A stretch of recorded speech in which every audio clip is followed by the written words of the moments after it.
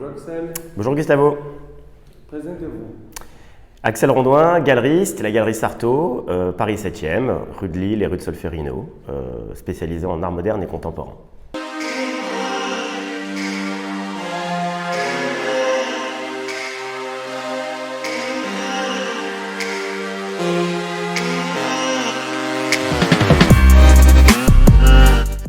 J'ai commencé à l'âge de 13 ans. Mon premier travail était je roulais des tapis à la salle des ventes de l'hôtel Drouot. Et j'avais 13 ans et j'ai été repéré par un commissaire-priseur qui m'a proposé ensuite de me former et de m'apprendre le métier. Voilà. Maître Bernard Roger, qui est décédé depuis et qui travaillait rue Drouot à Paris. Donc ça fait maintenant 23 ans que je travaille dans le marché de l'art. Voilà. J'ai commencé très jeune. Donc j'ai été clerc de commissaire-priseur pendant 5 ans à l'hôtel des ventes. Après j'ai travaillé dans une banque privée dans la diversification des actifs pour la banque, notamment dans l'art. Ils avaient besoin d'une personne compétente, c'est un vrai métier.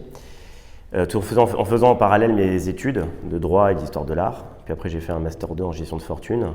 Et ensuite j'ai créé ma société de courtage en tableaux anciens et tableaux modernes. Et fort de mon développement, j'ai pu ouvrir des bureaux à Milan et à Hong Kong, où je suis allé vivre pendant 3 ans. Et je suis rentré après à Paris pour une question de vie privée. Et j'ai ouvert du coup mes galeries en rentrant à Paris. Voilà. Mais au départ, je m'intéressais qu'aux artistes morts. Je ne m'intéressais pas du tout aux artistes vivants.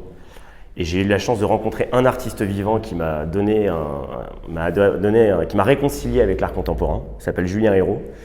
Humainement, il m'a réconcilié, parce que c'est une personne extraordinaire, et techniquement également. Et c'est ce qui m'a donné envie, comme mes affaires se portaient bien. J'en avais un peu marre de discuter qu'avec les artistes morts.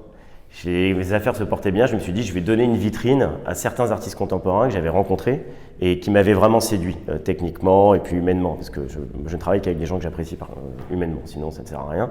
Et c'est comme ça que l'aventure des galeries réellement est née en fait. C'est un peu par hasard, on va dire. Ça s'est fait en rencontrant des gens. Alors un galeriste, c'est un passeur, c'est un rouage, c'est une clé de rouage entre le monde de la création et le monde des collectionneurs. Par certains côtés, on est un peu des casques bleus aussi, parce qu'on se retrouve entre les deux et on doit huiler beaucoup les relations et les conversations, apporter une certaine confiance à nos clients et en même temps dénicher nos talents. Alors, les dénicher et aussi parfois les soutenir financièrement. C'est aussi le rôle, à mon sens, d'un galeriste, c'est d'aider financièrement quand il le peut sur certaines pièces, certaines expositions, ces artistes. Voilà. On est des dénicheurs de talents, mais on n'est pas que ça. On a une approche commerciale qui est très importante, qu'il faut assumer, totalement assumer. Il faut savoir parler d'argent en parlant d'œuvres d'art et de création, c'est quelque chose qu'il faut savoir faire.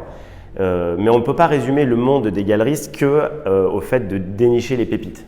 Comme je le dis, il y a l'écriture qui est très importante, peu de mes confrères le font. Sortir des livres sur des artistes, je pense que c'est le travail aussi d'un galeriste de travailler dans l'intellect, d'essayer d'inscrire dans le temps leurs artistes et de ne pas se dire on fait de l'argent de manière éphémère et on verra si la cote montera. Il faut construire un mur et ce mur il se construit dans le temps. Et l'intellect en fait partie. Voilà, ça c'est quelque chose qui me tient à cœur. Mais c'est important, c'est parce que nous sommes éphémères et l'art se veut intemporel. Donc une manière de le figer dans le temps, c'est aussi d'accompagner nos artistes dans l'écriture. Voilà, ça c'est quelque chose de très important. Alors le marché de l'art contemporain, moi je le vois, pour simplifier, avec 2 grands axes.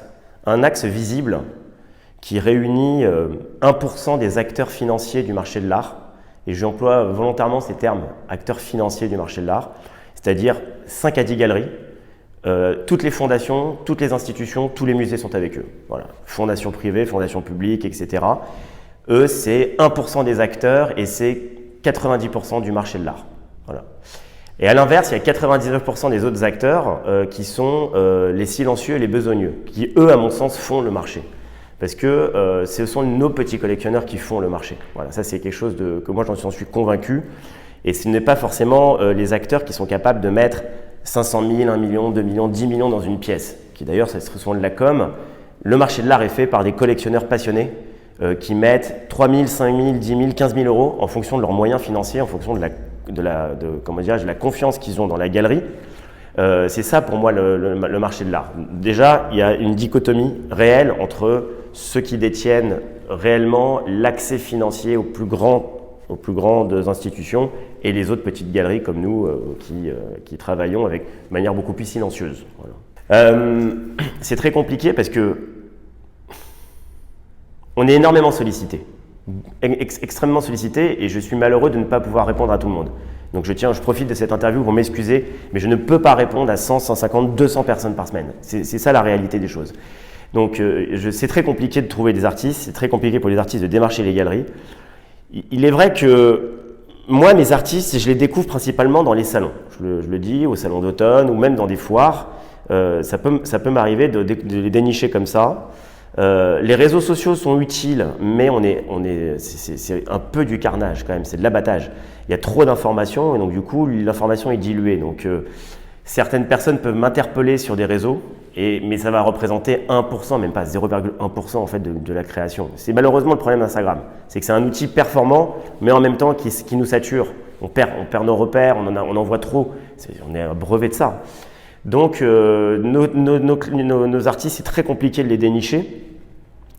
Après, une fois que j'ai ciblé quelqu'un qui me plaisait, pour essayer d'aller un peu plus loin, parce que là j'essaie de te répondre comment, maintenant c'est pourquoi je les prends eux et pas d'autres, je suis avant tout un passionné des gens qui maîtrisent la technique. Je reste persuadé que sans technique, on ne peut pas obtenir un résultat de qualité, et dans la durée. Donc c'est le principe pour moi de ne pas dissocier le fond et la forme. Beaucoup d'artistes le font malheureusement, mais en tout cas pas chez nous. Voilà.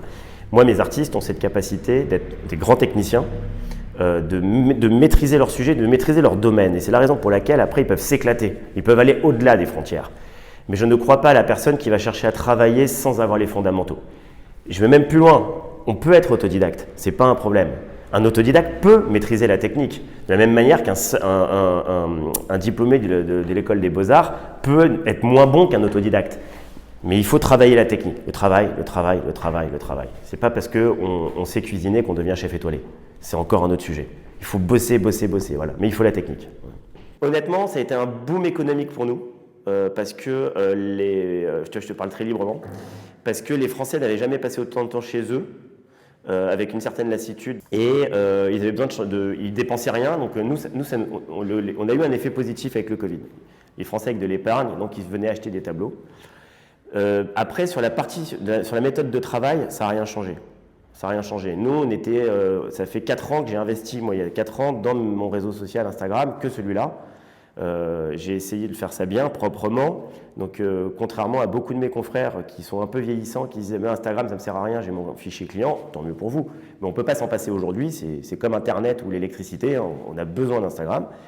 Mais je n'ai pas accentué, si tu veux, la communication sur les réseaux sociaux, confiant et conscient sur les deux trucs, confiant et conscient que c'est très compliqué d'acheter une œuvre d'art à partir d'un certain montant que sur photo. J'ai beaucoup de mal avec ça.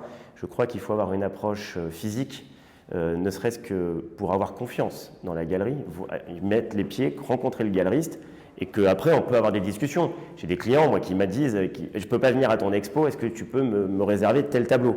Pourquoi? Parce que déjà la confiance est installée physiquement et humainement avec le galeriste, et ils ont déjà acheté une fois ou deux fois, donc ils peuvent à terme acheter à distance. Mais bon, je ne crois pas que le Covid va révolutionner le métier des galeries. Il a révolutionné le métier des ventes aux enchères, c'est sûr. Sotheby's et Christie's ont développé énormément leurs ventes aux enchères en ligne. Et oui, ça a été un rouleau compresseur, mais je ne pense pas que pour les galeries à notre niveau, que ça change considérablement les choses. Je ne crois pas. Honnêtement, il n'y a pas de différence entre la clientèle américaine et européenne. Par contre, il y aura une différence entre la clientèle asiatique et la clientèle européenne ou américaine. La plupart du temps, d'ailleurs, les clients asiatiques, moi je le voyais quand je vivais à Hong Kong, achetaient principalement des artistes chinois déjà. Il y a un certain nationalisme quand même dans leur manière de dépenser, ou des artistes d'Asie du Sud-Est. Alors, on met de côté évidemment les épiphénomènes de marché, c'est-à-dire les milliardaires chinois qui vont acheter Picasso, Monet ou autres. Je te mets ça de côté. Si on s'intéresse vraiment au marché, c'est-à-dire un peu au commun des mortels. Le commun des mortels, en Asie, il va acheter principalement des artistes chinois. Nous, la clientèle asiatique, en galerie, sur le premier marché, on l'a pas. Déjà, avec le Covid, elle a disparu d'Europe, enfin, tu vois, donc elle vient plus. La clientèle américaine, c'est une clientèle qui est très solide, que nous, on a à l'année, tout le temps. parce qu'en plus le quartier attire les Américains, c'est un quartier authentique, le 7e arrondissement, donc tu vois, ils viennent. Et de toute façon, c'est les plus gros acteurs du marché de l'art, les Américains, qu'on le veuille ou non. Ils ont ça dans le sang, hein, ils achètent. Alors, il y a quelque chose qui va arriver d'ici peu de temps, notamment à partir de la rentrée. Je t'avais dit que mon cœur de métier, c'était les artistes morts, tu t'en souviens. Au départ, historiquement, je vais intégrer cette activité-là dans les galeries, physiquement. Donc, je vais sortir des expositions consacrées à des artistes des années 1920 aux années 60-70, voilà, avec quelques petites surprises à la réouverture. C'est trop bien. Ouais. Merci beaucoup. Ouais. Merci Gustavo. C'était super. Ça va, ça allait? Ouais. Génial.